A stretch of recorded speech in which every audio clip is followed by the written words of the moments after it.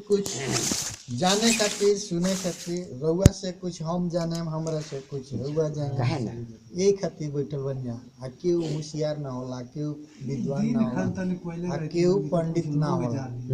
क्योंकि हमनी के आपन कर्तव्य नहीं यहाँ समझत। मान लीजिए काल कहल गई कि 7 बजे बैठक हुई, तो 7 बजे सबे केहू आ गए तो हमनी के समय से आ गए, इतनी पहले बैठक हमनी के खत्म हो गए तो हमनी के गाँव जेती जापन। तो बात तो समझे के पड़ी। आ जब तक ले बात ना समझल जाई तब तक हमनी के का होई, तो हमनी के शोषण होई। शोषण माने आर्थिक शोषण, मानसिक शोषण, शारीरिक शोषण, जौन भी हो। हमरा लगे जानकारी नहीं है तो हमार शोषण हो जाई। जैसे रउआ कपड़ा के दाम के जानकारी नहीं है, कपड़ा के दुकान पर गई नहीं तो का लेता का देता हुए जानता, कितना में खरीद ले बा। तो जहाँ जानकारी बा तहाँ रउआ ना ठगाए, लेकिन जहाँ जानकारी नहीं है तहाँ ठगाई के बा।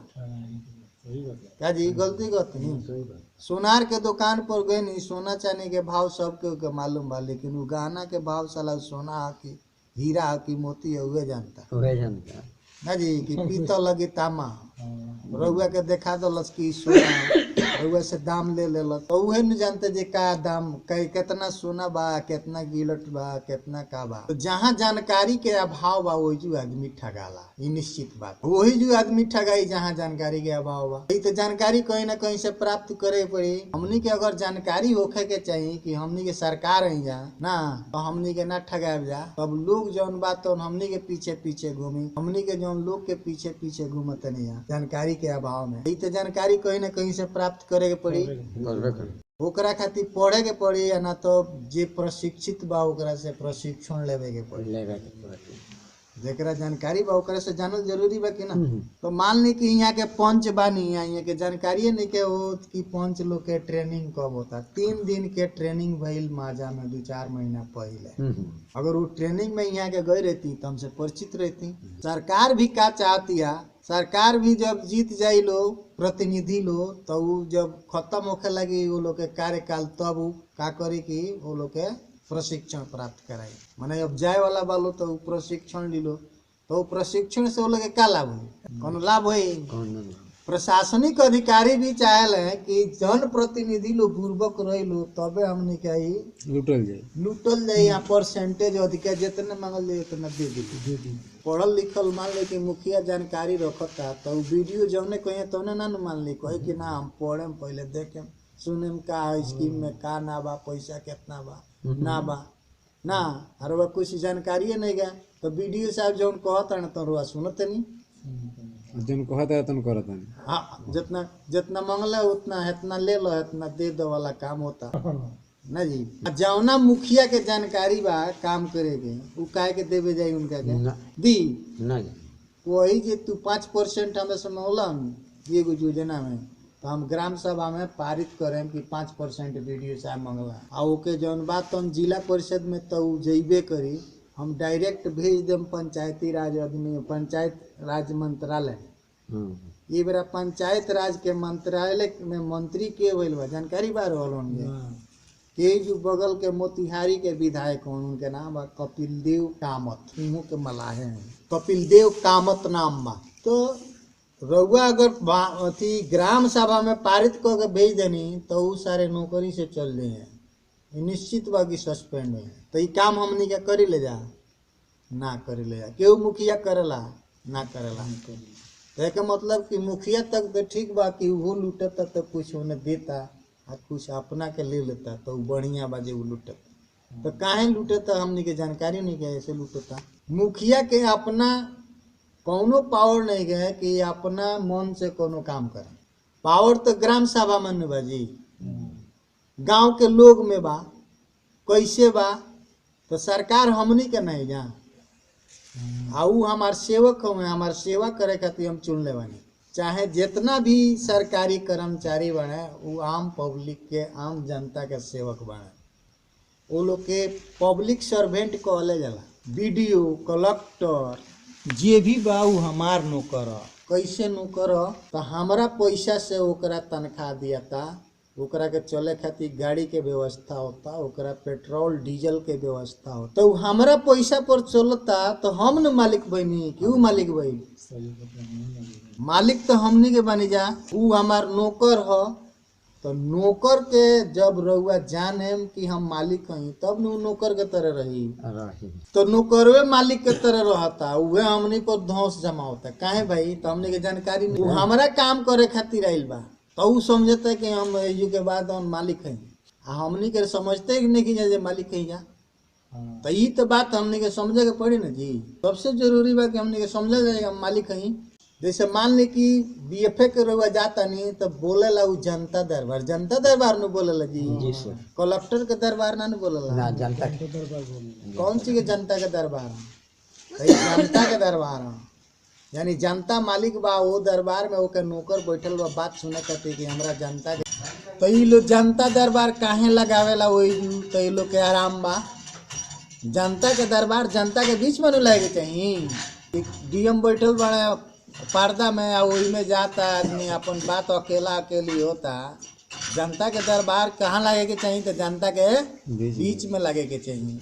यानी डीएम के आवे के चाहिए कोनो ब्लॉक पर, चाहे कहीं एगो स्थान दिया जाए जे ये दिन जनता। तो जनता के दरबार में केकरा आवे के चाहिए? वो नौकर के आवे के चाहिए, तब न जनता के दरबार कहा। लेकिन ये तो हो जाता ही प्रशासनिक अधिकारी कुल के दरबार हो जाता।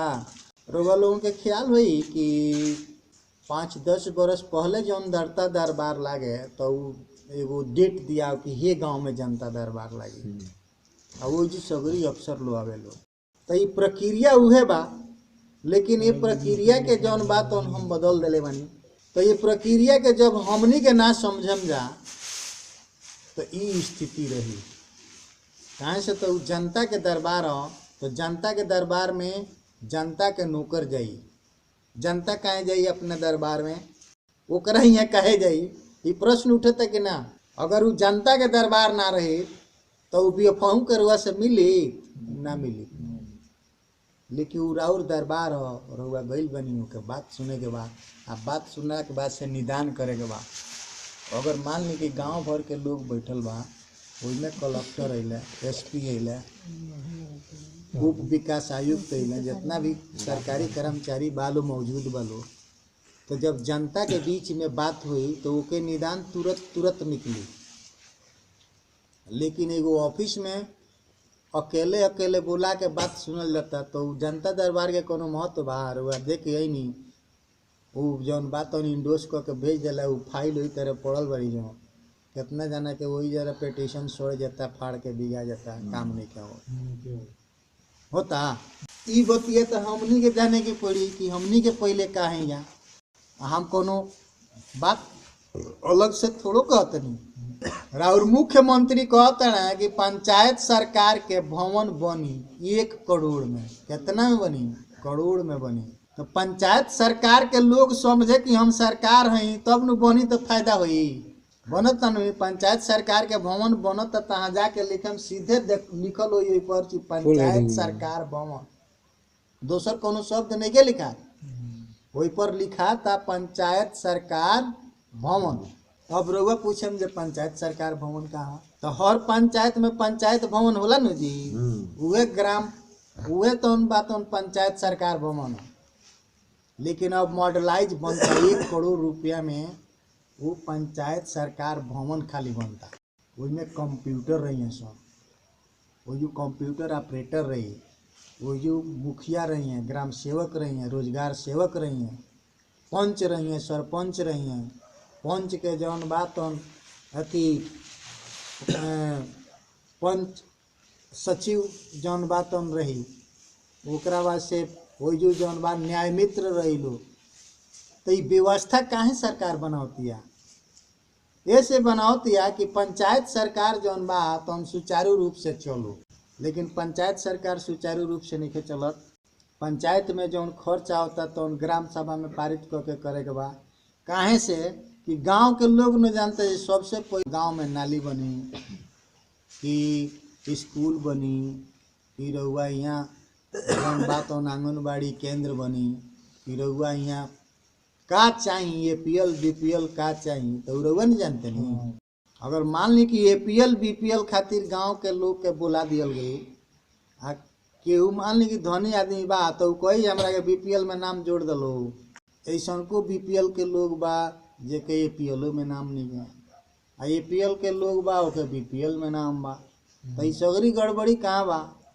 तो मुखिया आ उप मुखिया जे मने चलाक लोग बा वही लोग से लग से बा। मान ली कि अपना लोग के उ धनिको बने तो का बीपीएल में नाम घुसेर दियल गए तो योजना के लाभ लेता ना, रउआ मिले चाहे ना मिले तो रउआ अपना अधिकार के समझ तब न जी। मान ली कि डीलर महीना में नहीं खे बाटो तो रउआ कबो जनता दरबार में जाके दरखास्त दे नहीं दी तो देखी तो उनके तमाशा लगता कि नहीं लगता और रउआ के पहले दिए लोग समझला कि हम आगे जाए तो हमारा काम गड़बड़ा जाए। हाँ। फलानवा हमरा से रिसिया देंगे अब फलानवा रिसिया देंगे तो हमारा तेल ना मिली अनाज ना मिली, लेकिन सीधे उल्टा बार रउआ जाके देखी कि सबसे पहले डीलर साहब रउआ झरे जाके कहीं कि वो मर्दवा हमरे से कहले तो हम ही दे देती तू का करे गइला हो बुरुबक आदमी कहीं के हमरा से तनी अधिक ले लियो दूसरा के उसे मत बताइए। अगर सबे के दरखास्त देवे लगे तो सबके मिले लगे ना मिले लगे तो ई जाने के चाहिए हमनी के कि हई भवन जौन बा ठेकेदार बनवावता तो ये भवन में ना ठेकेदार के लड़का पढ़ी या ना मुखिया के लड़का पढ़ी या ना दुखिया के लड़का पढ़ी के लड़का हमनी के लड़का प्राप्त ज्ञान करी हमनी के लेके करी विद्या प्राप्त करी हमनी के लेके आ बना के गए कल छतवा ढह जाई तो के लइके मरी। तो ई भवन बढ़िया बने के चाहिए ये पर हमनी के ख्याल रहे के चाहिए कि ना जरूर सबसे जरूरी बा कि ना ये भवन बनता तो भवन बढ़िया तरह से बने के चाहिए। रउआ के सरकार पावर दिले बिया सोशल ऑडिट करे खातिर कि हमारा गांव में जौन काम होता बढ़िया से होता कि नहीं क्या हो, मनरेगा के जौन काम होता तो बढ़िया से होता कि नहीं क्या हो।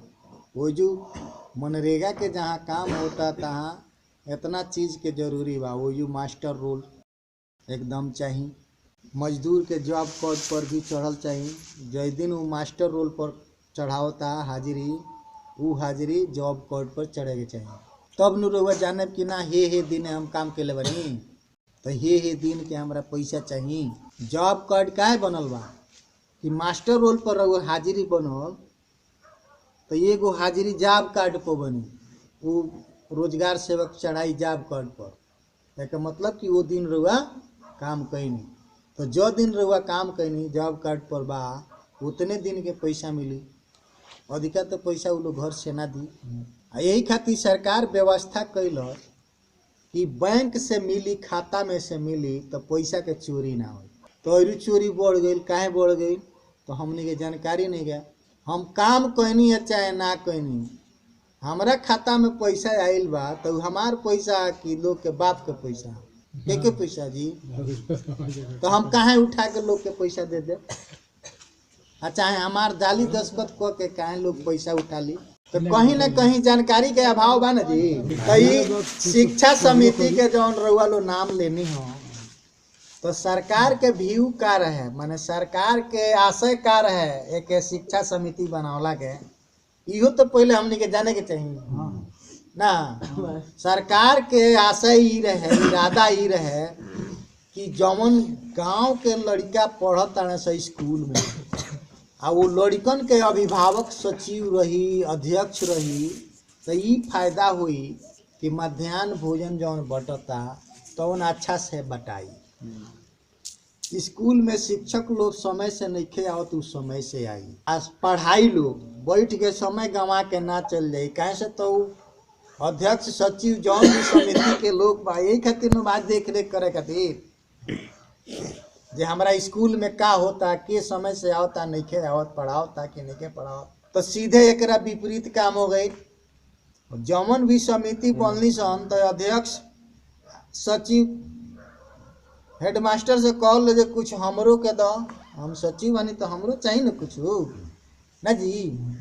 माने सरकार के मनसा देखी कितना साफ रहे लेकिन हमनी के मनसा कितना गलत बा ए भाई हमरा के शराबो पिए भर के में से दाम दे दिया बोले लइकन के पटाई है चाहे ना बाटे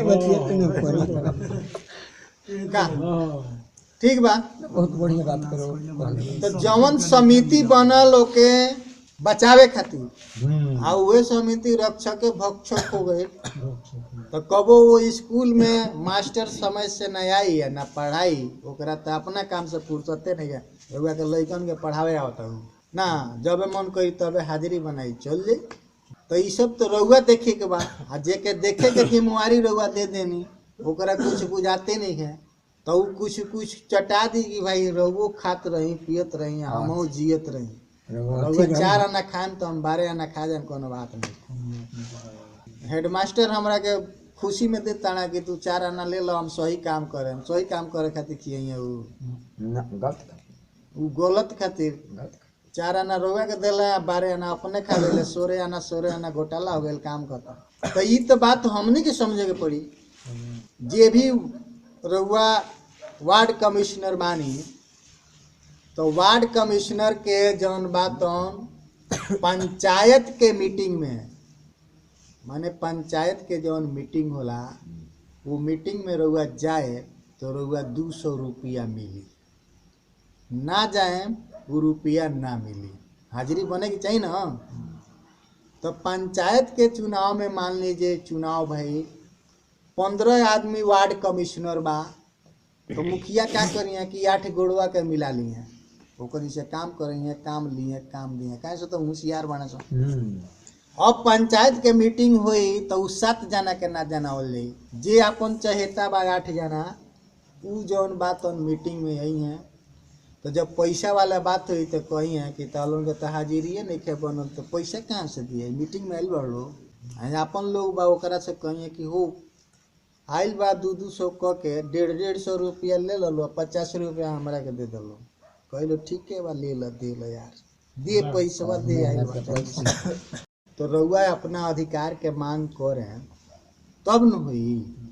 पंचायत में 6 गो अस्थाई समिति काम करेली 6 गो अस्थाई समिति में मात्र 2 गो समिति के अध्यक्ष मुखिया रह सकेला बकिया 4 गो समिति के अध्यक्ष के हुई वार्ड कमिश्नर लो हुई। तो 4 गो समिति तो वो लोग 4 गो समिति के बैठक अगर कराइत लो तो वो लोग का विकास ना होए तो वो लोग के तो पता नहीं है कौना समिति में हमार नाम बा चाहे समितियों कौनो चीज होला पंचायत में ओकरा बाद से एगो निगरानी समिति होला जौना कि ग्राम सभा के बैठक में तय कइल जाला कि निगरानी समिति के सदस्य रही। तो निगरानी समिति क्या करेला कि जितना भी पंचायत में काम हो तड़ी सो जब तक ले वो निगरानी समिति के सदस्य के दस्तखत ना हुई तो ले पूरा पैसा ये लोग के ना मिली। बात समझ गई नहीं। तो वो लोग क्या कर लो कि निगरानी समिति अपन चमचा बेलचा के नाम रख देला लो आ जब मन करेला दस्तखत करा के काम हो जाला। तो ये तो बात आम जनता के समझे के पड़ी ना हाँ ना समझल जाई तो तरह घोटाला होत रही। तो 6 गो समिति में देखी क गो समिति बा एगो तो शिक्षा समिति रउरा स्कूल के हो गई ओकरा बादो एगो शिक्षा समिति पंचायत में बा योजना समन्वय एवं वित्त समिति एगो इस समिति के नाम हो जौना के अध्यक्ष स्वयं मुखिया वाला। ओकरा बाद से पंचायत में एगो उत्पादन समिति बा उत्पादन माने समझत मनी हैं खेत में को ग्राम धान भइल गेहूं भइल ना भइल एक उपज कैसे बढ़ी ना बढ़ी यही पर विचार करे खातिर एगो समिति बा जौना के नाम बा उत्पादन समिति। ठीक बा। तो मान ली कि मुखिया 2 गो समिति के हो गई बकिया समिति के तो अध्यक्ष वार्ड कमिश्नर के होके के बा आ एगो समिति में कम से कम 3 जना सदस्य रही नहीं तो अधिक से अधिक 5 जना सदस्य रही। तो मान ली कि 15 गो वार्ड कमिश्नर बने आ समिति कगो बा 6 गो तो 6 25 30 5 गो सदस्य अगर तो कोनो ना कोनो समिति में ई लो बालो के ना तो ई लो जानी लो कि समिति में हम बानी तब न काम हुई। कगो समिति के नाम दे देनी हम एगो योजना समन्वय एवं वित्त समिति जौना में योजना बनेला आ ओके वित्त के प्रबंधन होला कि वित्त कहाँ से आई ना आई। उत्पादन समिति हो गई कि पंचायत में कितना उत्पादन भइल ना भइल नइखे होत त का कइल जाई जे उत्पादन अधिक हुई, उत्पादन समिति हो गई। ओकरा बाद से एगो शिक्षा समिति बा।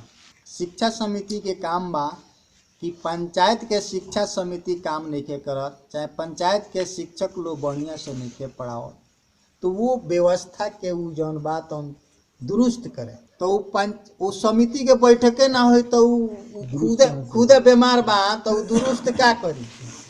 तो 3 गो समिति, अस्थायी समिति के नाम समझ लीन। आ एगो चौथा समिति बा सामाजिक न्याय एवं सुरक्षा समिति। ये समिति बहुत बढ़िया समिति बा।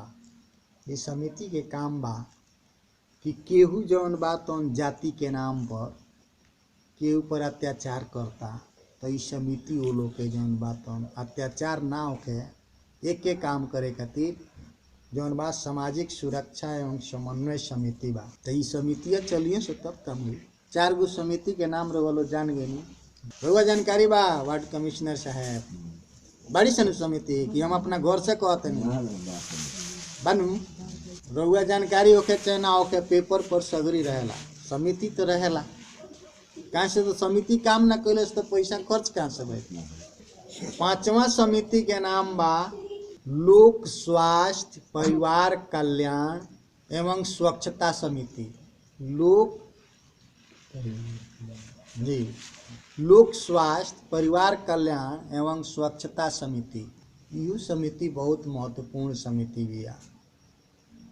ये समिति के काम बा कि गांव में जौन भी बीमारी होता ओके दवा मिलो, ओके इलाज होको, टीकाकरण होको, ब्लीचिंग पाउडर के छिड़काव होको, आ गांव के सफाई होको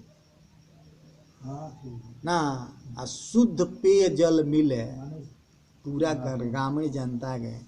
एके व्यवस्था करे खातिर ई समिति के काम बा। 6वां समिति बा लोक निर्माण समिति। 6वां समिति के काम बा कि गांव में जौन चीज के भी निर्माण होता ओके गुणवत्ता जौन बा तौन अच्छा होखे के चाहिए, एकरा खातिर ई समिति काम करेला।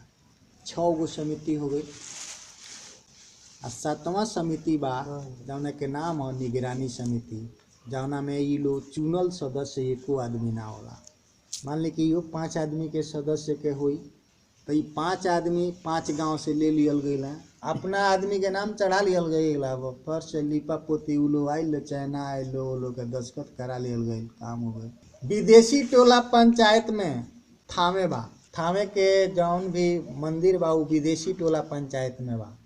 तो विदेशी टोला पंचायत के निगरानी समिति के लोग के नाम हमनी के मिल रहे सरकार के तरफ से, तो वो लोग के बुलौनी जा बुला के कहनी जे रउआ लोग निगरानी समिति के सदस्य हैं, तो ये बताई कि जौन भी काम होता रउआ यहाँ तो अंतिम में दस्खत करी लन कि सही सलामत काम भइल बा। तो कह लोग ये दादा हमने के तो कुछ जानकारी नहीं कि हमने के समिति के सदस्य हैं यहाँ, एक काम के पूछे तो जानकारी रही जे हमने के समिति के सदस्य हैं यहाँ, तब नु दस्खत करती जा चाहे ना करती जा।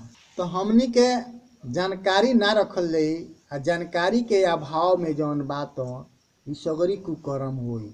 कुकर्म कैसे होता तो जानकारी नहीं के ऐसे होता, जानकारी रही तो ना हुई। वहाँ का कहने कि सूचना के अधिकार, तो वहाँ के सूचना के अधिकार पर मांग देम कि निगरानी समिति के सदस्य हमारा पंचायत में के बा, तो सूचना के अधिकार दे कि तारा पंचायत में निगरानी समिति के सदस्य फलाने फलाने फलाने बने, तब फलाने फलाने से रउआ मिली कि हो तार तो हेतना पावर बा, तारा केहू पूछेला, मुखिया साहब पूछेला अब तो ना, तो तू काहे ना पूछेला। तब मुखिया साहब पूछे कि रे भाई तो जान गई बा, अब तो ये बात जान गई, तो जान गई तो एकरो के कुछ करे के पड़ी ना, लेन देन करे वाला होंगे तो कहीं ले ला भाई, चुप्पे रहो। बात तारा जानकारी हो गई, दूसरा के जानकारी ना हो गई। बीमारी ऐसे बा कि हमने के ना बैठी ले जा। ग्राम सभा के बैठक हुई न, ग्राम सभा के बैठक में मुखिया से पूछल जाए कि निगरानी समिति के सदस्य के बा बताओ, तो कहते हैं सचिव जी अपन फाइल खोल के बताई गांव के लोग के ना, तो गांव के लोग अब हमारा के ना छोड़ी देखे नाम ग्राम सेवक बा ना जी ओकरा लगे सब लिस्ट बा कि कौना समिति में बैठावा लगे कौना समिति में कितना सदस्य बा, कौना समिति के अध्यक्ष बा, आ कौना समिति में के बा, वो सब लिखित बा। वो कोनो मुजबानी नहीं है, वो सब रजिस्टर पर लिखित बा। तब न रुआ सूचना के अधिकार पर मांगे हम तो सब मिल जाये, मिली कि ना मिली? सब के दस्खत बा। हाँ ई जौन बात अब बताओ तनी कि कौनी तरह से वार्ड कमिश्नर लोग के आय बढ़ जाई।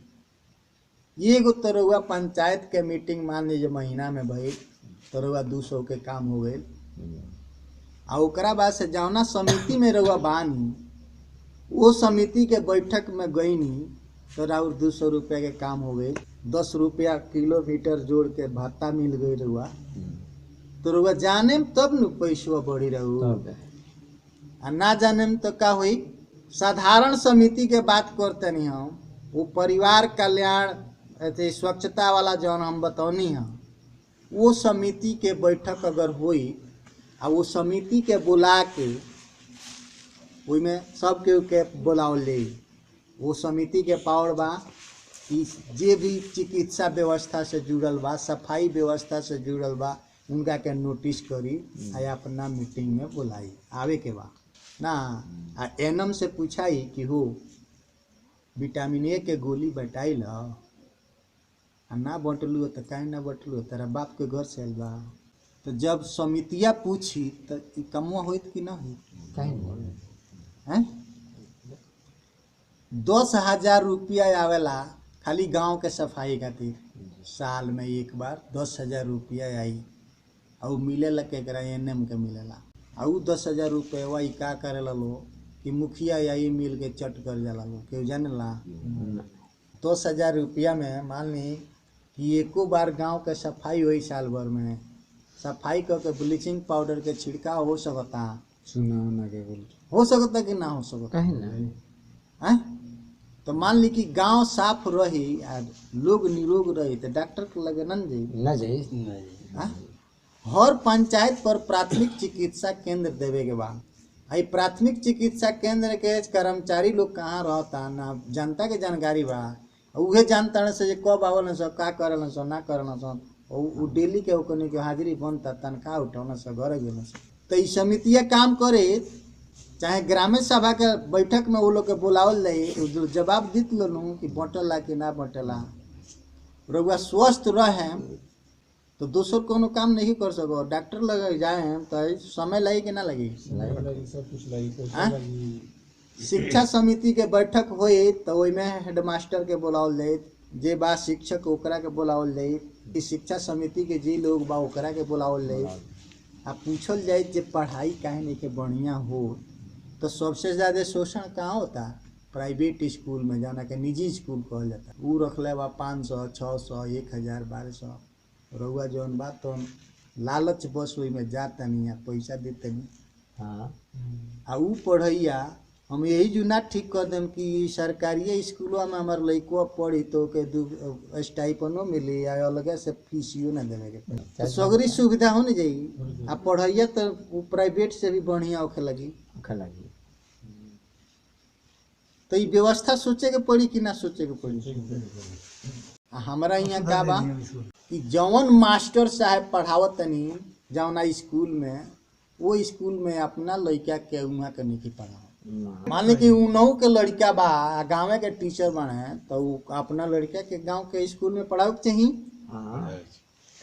आ जब वह शिक्षक बने तो और चाव से पढ़ाओ के चाहिए कि हमारा देख रेख में रही तो अच्छा पढ़ाई हुई। तो तू काहे नहीं के पढ़ाओ? तो गांव के लोग खोजी तो सगरी व्यवस्था सुधर जाए, ना सुधरे वाला कोनो उपाय नहीं है। रउआ लोग के बीच में हम आइल बनी, रउआ लोग मने ग्राम सभा करावे खातिर एगो वीडियो के पूरा गांव के लोग के हस्ताक्षर करा के दी, आ देखी जैया ग्राम सभा के वो वीडियो डेट देता है उनमें मने उनके प्रतिनिधि भी आई, चाहे वीडियो स्वयं आवस चाहे वीडियो के प्रतिनिधि आई, ओकरा देख रेख में हुई। आ हमरो के बोला ली अब देखिए हम ग्राम सभा के बैठक कराए तनी कितना बढ़िया, हर चीज सुधर जाता कि ना सुधर जाता, सुधर जाई, ना सुधरे वाला कौनो उपाय नहीं के जे ना सुधरे। अब बाकी रह गइल कि सगरी काम हमनी के करे के बा। आ ई बात जनता के ऐसे ना बतावल जाता कि जनता जान जाई तो हमनी के पैर में कुल्हाड़ी मारा जाई। जौन 5% 10% लेन देन करतनी या ऊ कमुआ बंद हो जाई। तो ई तो बात हमनी के जाने के पड़ी ना। अबे आगे वो रंडी के नाच आई रही तार केस्टा तो पूरा गांव के लोग के ऊँग ही ना लागे, लेकिन ऊ साला डांट डोला के कुछ लेइए जाइए से कुछ दिए से ना।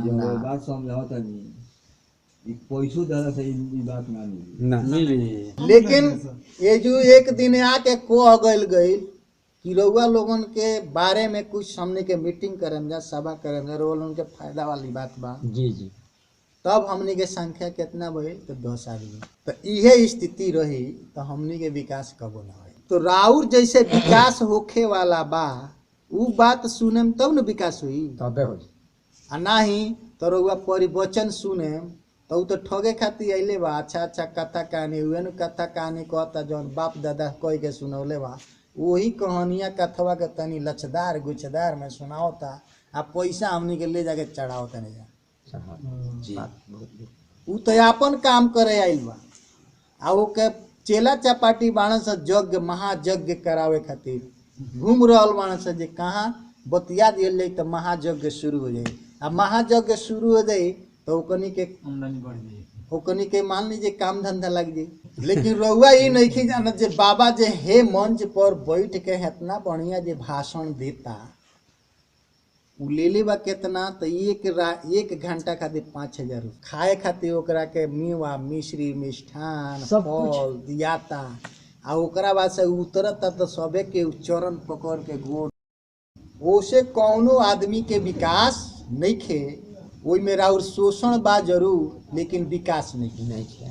लेकिन हम धर्म के नाम पर गंवावे खातिर ओई में चल जतनी जाके रुपया चढ़ाओ तनी, लेकिन अपना विकास के जौन बात होके वाला बा, जौना कानून से विकास होके वाला बा वो कानून के हम नहीं की पढ़त। हम का सुनतनी तो रामचरितमानस सुनतनी, गीता के अध्याय सुनतनी, तो कहू पंचायतियों राज अधिनियम पढ़ी जे वैसे राहुल विकास होके वाला बा ओके जानी समझी तब न जाने कि हमार का अधिकार बा, हमरा का करे के चाहिए ना करे के चाहिए। आ एकरा खातिर कोनो बाबा जी लो बालो बताई लो ना, केहू न बताई ई बात। तो जब केहू ई बात ना बताई तो हमनी के विकास के जे बात करता उ सही बा कि ना, कोनो न कोनो एंगल से सही बा तबे बताओ तो उ बात। सबका हमरा से ट्रेनिंग ले के बात उ जानत नहीं के कि हमरा से ई ट्रेनिंग हमरा के दे लेते हो, ये बतिया लोग से बतियाओ तने में कहाँ विरोधाभास बा, कोनो विरोधाभास लोकता, कोनो विरोधाभास नहीं है। एक काम के करे खातिर रउआ लोगन के थोड़ा सजग होके के पड़ी, और कोनो काम नहीं है। जइया मान ली कि हम चल गए नहीं तो हम न चल गए नहीं, रउआ लोग 7-8 आदमी कोनो समिति के नाम रख के बैठी, अपना गांव के विकास के कैसे होई ना होई एकरा पर चर्चा करी, एगो लिखी ना, आ लिख के जौन बात वही अनुसार जौन बात लगी तब चर्चा हुई कि भाई काम कैसे हुई। तो वीडियो के लगे चले के चाहिए, सीओ के लगे चले के चाहिए। तो जब बैठल जाई तो सगरी समस्या के निदान यही जुआ। आ जे अपना के बहुत गुंडा बनता वो 5 बरिस के बाद से रहुआ सामने फिर से हाथ जोड़े आई कि नहीं आई, आई नु तो जवाब दिया कि ना उनको कि हमार जे काम करी ओकरा के हम वोट देम, आ तारा पाउच आ पैसा पर हम तक वोट ना दे। हम जहाँ भी मीटिंग करीले एगो बात जरूर कहिले कि जौन प्रतिनिधि ज्यादा पैसा खर्च करता ओके वोट मत दे। ई रउआ व्यू बनाई कि जौन ज्यादा खर्च करता उ ज्यादा लूटी, ऐसे ओकरा के वोट देला के जरूरत कुछ ना करी काहे कि उ अपन लगावले बा तो उ तो निकाली। जहिया ये बात के जनता समझ जाई कि जौन पैसा नइखे खर्च करत ओकरा के वोट देवे के बा, केहू के बहकावे में अइला के जरूरत नहीं है। ओई दिन से देखी जे उ जौन बात उ जीत के जई है तई तारा का वोट देले बानी काम करे के बा, होई कि ना होई तो होई ना। लेकिन जौन पैसा दे के चल गई लोग से तो नहीं जात बतियावे ओकर लगे रूपदारी कहाँ रही, हां तो कीन ले लेबा किन ले तो रउआ वोट के कीमत खाली पाउच नहीं है ना, एगो मुखिया करोड़पति हो जाता। तो ये तो बात समझे के पड़ी कि हम पावर जौन देतनी केकरा के देतनी, तो पहिलका ही व्यू रखें कि जौन पार्टी अधिक से अधिक पैसा खर्च करता ओकरा वोट ना मिले के चाहिए। रउआ अपना तरफ से प्रचार करी कि हो भाई फलानवा अधिक पैसा देता है एकरा वोट ना दे, ये काम ना करी, जीत के जाई तो चोरिये वाला काम करी। अब तो जौन 5 लाख 6 लाख खर्च तरह में कह दल तो तो पहले अपन पूंजी ठड़ा न करी भाई। तो जहिया हमनी के सुधर जाए जा तो उ लोग ऑटोमेटिक सुधर जाई। हमनी के जब तक ले गड़बड़ रहल जाई, अच्छा उ काहे चाहिए जे रउआ ठीक हो जाई। मान ली कि विधानसभा के इलेक्शन रहा तो जितना लोग के जैसे जैसे मिले के रहा मिलल कि ना मिलल ना, लेकिन लोग सोच ले कि ना जौन देता ओकरा से ले लो, जौन नइखे देता ओकरा के वोट दो। ओई दिन से उ लोग बंद कर दिलो कि ना। तो इहो गणित जनता के खुदे समझे के पड़ी कि जौन जितना अधिक खर्च करता ओकरा के वोट देला के जरूरत नहीं के। इहो एगो सुधार के कारण बा। तो ई काम के करी कि जब ई रउआ लोग सप्ताह में एक बार रउआ बैठत रहे, 5 आदमी 4 आदमी 10 आदमी आ गांव के विकास के बारे में सोचत रहे, तो कौनो प्रतिनिधि आई तो कही कि ना 7 गो 1200 ओकनी जब पहले मिलल जरूरी बा। काहे से तो हमार जियल काल कर दिए सो कौनो जे काम कही नहीं तो फट देना करंट सटने काम घुलट जाए। तो सबसे ज्यादा जरूरी बा सप्ताह में कम से कम एक दिन बैठक कई आ कौना बिंदु पर तो गांव के विकास के बिंदु पर। वो बैठक में दोसर कोनो चर्चा ना हुई कि गांव के मजदूरी मनरेगा मजदूरन के मजदूरी नहीं के मिलत तो वो मिले खातिर हमनी के का कइले तो मिले लगी, काम नहीं के मिलत तो का कइले जे काम मिले लगी। मने वो बैठक जौन होखो तवन सप्ताह में एक दिन बैठक जौन होखो वो काहे खातिर होखो तो गांव के समस्या पर होखो। बात सुने तनी आ गांव के समस्या के समाधान करे खातिर होखो। देखी हर समस्या के निदान निकलत जाई, लेकिन रउआ बैठे ना तो कौनो समस्या के निदान निकले वाला नहीं। जेकरा सोच समझ बा उ जब बैठे लगी ना तो धीरे धीरे कई लोग गांव के लोग कहे कि भाई ये लोग का बैठे लो तनी चलो तनी सुनो, तो राउर देखी कि संख्या बढ़त जाता कि ना। तो वो जी जब वो सुनी कि रे भाई तो हमनिए के विकास के बात होता है, इतने लोग करता तो हमनिए के कहना होला।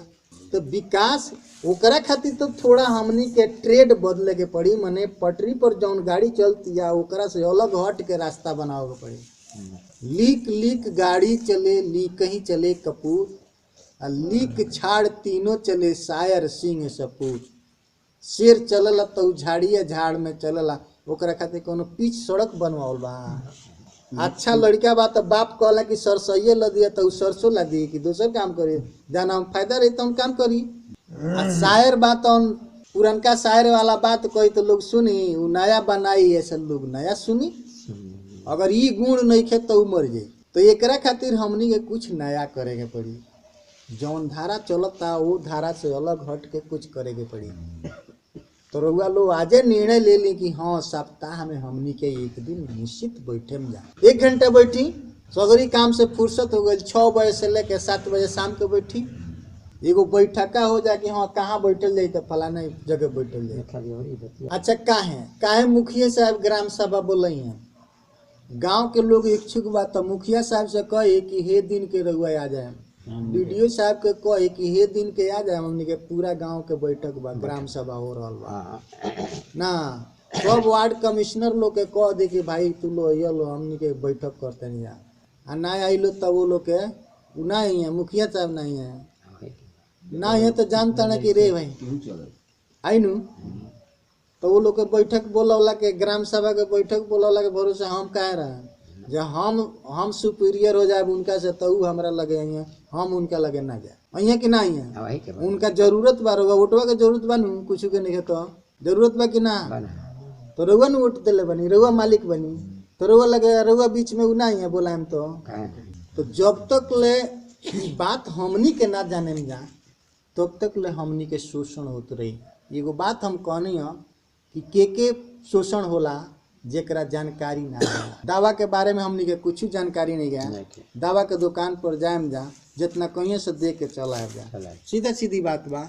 कपड़ा खरीदे जाता नहीं, हमारा कपड़ा के बारे में कुछ जानकारी नहीं है कि 10 रुपया में बढ़िया कपड़ा देता कि खराब कपड़ा देता, ओके 10 रुपया दाम बा कि 5 रुपया दाम बा, वो जितना कॉलस उतना हम लेहनी या देहनी घरे नहीं, हमरा का जानकारी बा कपड़ा के विषय में। तो ये तो बात समझे के पड़ी न जी। जब तक ले हमनी के ना समझल ले तब तक ले हमनी के लुटात रहल ले, आ लूटे वाला व्यवस्था बनल बा, लोग लूटी। एकरा खातिर हमनी के बैठे के पड़ी। अब मान ली कि रउआ लोग बैठत तनी, आज हमरा आके कहे के पड़ल कि रउआ लोग बैठी, आ इहे बतिया रउआ लोग बोलती कि वकील साहब आई कुछ नया नया हमनी के जानकारी दी, हई मैटर फंसता है जगह, तो हम बता न देती जे हर जगह जाए तो राउर काम हो जाई। तब हमरा हई बात ना न बतियावे के पड़ी। राउर समस्या जितना रही तो उतना रखती हमरा सामने, हम सगरी समस्या के निदान बता के चल जेती। है ना, तो कहती जे भाई रउआ चलब तो हम आ जाए, तनी तनी बीडीओ साहब से हम भेंट कर लेम जे काहे नहीं क्या हो, तनी डीएम साहब से हम भेंट कर लेम जे काहे नहीं क्या हो, समस्या के निदान हो गइल कि ना हो गइल। तो ई बात के रउआ लोग मने एगो गांठ बांध ली कि हमरा जौन बात तौन गांव के विकास करे के बा। हमनी के जौन बात तौन सीधे सीधे लुटा जाता नहीं जा। गांव सभा क के कहीं कि भाई हमरा गांव में हर घर में शौचालय होके के चाहिए, दोसर कुछ होके चाहे ना होके, शौचालय होके के चाहिए। काहे तो शौचालय ना रहला से बहुत दिक्कत बा। तो हम ये बात कहें कि सरकारी योजना से जौन लाभ मिलता तौना के ले लिहल जा, कुछ अपना लग से भी लगा दिहल जा। अगर नहीं हो पाओ तो पूरा गांव के लोग के बैठा के चंदा लगा दिहल जा कि घर घर में शौचालय हो जाए कि ना हो जाए, हो जाए ना। अगर हम पैसा दे के चंदा दे के बड़का बड़का दुर्गा जी के पंडाल बना सकतनी, तो गांव के लोग पैसा चंदा क के घर घर में शौचालय बनवा सकत बन जाई। अरे करोड़ों करोड़ों के पंडाल बनता, हमने के जाता नहीं जा 2 दिन खातिर बनता, उजड़ जाता। लेकिन हई तो अस्थाई चीज बा, एक बेर शौचालय बन जाए तो 5 वर्ष चली। ग्राम सभा के बैठक करके गांव के लोग निर्णय ले, आवेदन सामूहिक रूप से दे कि जितना सरकारी पैसा मिलता है उतना हमनी के मिल जाओ, आ हमनी के अपना देख रेख में हमनी के अपने शौचालय बनवाएम जा, आ घर घर में शौचालय बनवा जा। बन जाए कि ना बन जाए? बन जाए तो निर्मल गांव हो जाए, और वह गांव के निर्मल गांव के पुरस्कार मिल जाए। तो इसे फायदा बा कि ना? तो इनमें बहुत सारा पैसा आवेली सन जौना के जानकारी हमनी के नहीं के। मान ली कि SC ST के बालो वो लोग के लोन आयल कि मान ली कि 30,000 लोन ली लो तो 15,000 छूट हो गई, तो ये लो जाई लो तो 15% ले लिए सब प्रबंधक, 10% मैनेजर ले लिया, 5% ब्लॉक का स्टाफ ले ली, 15% ते तरह गायब हो जाए। तो हम आरोगा सोजग रहम जा तो समूह में जाए जा कहब जा कि ना ये अथी करबल हो तो जुत्ता से मारे, जुत्ता के जब नाम सुनी लो तो ठीक हो जाए लो, तुरंत ने काम कर लो, कह लो कि भाई ले जा। आज सुने थे नहीं कि ना, आई बतिया जानकारी ना रही तो दलाल काम कराई, आधा ओकरा के दिया, आधा अपने लिए, आ राउर पैसा खत्म हो जाई। अब ब्याज तो रउआ सगरी के देवे के बाकी ना। अगर ऋण लेके भी हमनी के गांव में कोनो रोजगार करतनी जा तो ओके बरकत होई कि ना होई नु, एको पैसा केहू के ना देवे के होई तो बरकत होई, आ विकास होई, आ कहीं आसाम आ पंजाब ना जाए के पड़ी। यही जू से हमनी के कमा के अपना मने परिवार के पालन पोषण बढ़िया तरह से कर सकतनी जा। तो ये बात समझे के पड़ी। आई सिस्टम बा, आ सिस्टम से जल ना आवल जाई तले हमनी के विकास कबो ना होई, संभव बा। तो जब हमनी के सिस्टम से जले ना आवल जाई तब तक ले विकास ना होई, तो ये सिस्टम में लगे के चाहिए ना। अच्छा मान ली कि जौना धार्मिक भावना से हमनी के जाके 1 घंटा 10 घंटा जौन बात तौन ना, हर गांव में कीर्तन मंडली होला नु, ये जो होखे चाहे ना होखे ना, आ कीर्तन गावे खातिर केहू के पैसा देला, उ लोग जाके मंगनिए में झाल ढोल पीटेला लो, आ गला फाड़ गावेला लो। सप्ताह में 1 दिन गाओ थे लोग। महावीर मंदिर पर होई, आ नहीं तो दुर्गा जी के मंदिर बा तो शनिचर के होई, लेकिन सप्ताह में 1 दिन होता कीर्तन, होत न बजी। आ सप्ताह में हमनी के अपना विकास खातिर नहीं बैठ सक, काम तो इतने करे के बा उ धार्मिक भावना से करता नहीं आई विकास के भावना से करी। देखी गांव के विकास होता कि नहीं के हो। हम जौन भी बात कहनी है अधिनियम के बात कहनी है वो अधिनियम बनल बा लेकिन उ लाभ हमनी के नहीं मिल पाओ जैसे कि हमनी के लगे जानकारी नहीं। मने पंचायत में आए कि एक गांव में 5 गो कल होली तो 5 गो कल कहाँ कहाँ होली तो ग्राम सभा के लोग गांव के लोग ने बताई कहाँ कहाँ तो सगरी जौन जितना बीमारी बा साफ सुथरा पानी पिए के ना मिली तो होई कि ना होई। तो येहू व्यू से हमनी के जौन बात सोलर आवता तो मन मानी जरा मन के वो करके दे देता लो। गांव के लोग ने तो करे कि सोलर कहाँ लागे के चाहिए। हाँ मुखिया बता दिए कि तारा अंगना में हल लिया हलवा लिया 20 फुट हलवा लिया जो हमारा घर रही ना ये में चलता तो स्वच्छ जल माने लोग के मिले एकरा खातिर सरकार योजना 150 फीट जौन बात आजकल 150 फीट पाइप मिलता सरकार के तरफ से तो रउआ काहे 50 फीट हलवाए। गांव के लोग कहे कि ना 150 फीट हली ये जगह मिली कि सब केहू एक कल से पानी पी सके तो स्वस्थ रहे कि ना रहे। आ कम दूरी के पानी पिए किडनी खराब हो जाई ना हमेशा रउआ रोग रही।